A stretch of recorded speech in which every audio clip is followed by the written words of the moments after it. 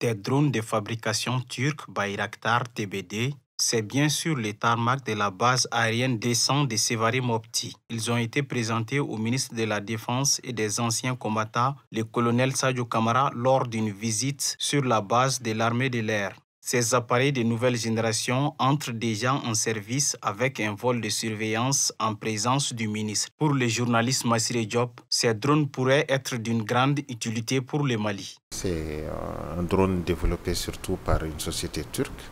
Je crois qu'on les appelle TB2. Ce sont des drones quand même assez connus dans beaucoup de théâtres d'opération, comme la Libye, la Syrie et bien d'autres. Et récemment même en Ukraine, on en a parlé. La particularité de ces drones, c'est que ça va au-delà de la surveillance, mais ça peut faire aussi l'objet de chasseurs. Et c'est très utile parce que vous savez le territoire est vaste et sans grande capacité aérienne ça sera difficile de couvrir, donc ce sont des drones qui ont fait leurs preuves un peu partout et qui ont aussi une certaine autonomie dans le vol. Ça peut faire, je crois, jusqu'à 24 heures d'autonomie.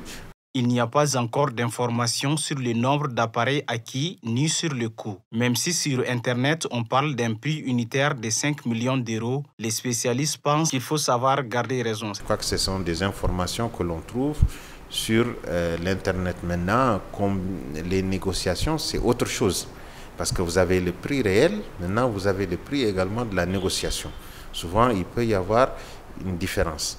Donc c'est pour cela que c'est très difficile de s'aventurer sur ces domaines si ce ne sont pas les autorités elles-mêmes qui puissent communiquer là-dessus. Cette réception d'aéronefs est manifestement l'extension de la coopération entre le Mali et la Turquie. Les relations turco-maliennes ou maliano-turques ne sont pas nées aujourd'hui.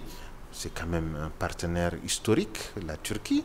Vous savez qu'il y a des écoles turques, il y a beaucoup d'autres structures turques qui entretiennent des relations avec le Mali. Donc maintenant, ce qu'il y a lieu de le faire, c'est de le consolider et de le renforcer.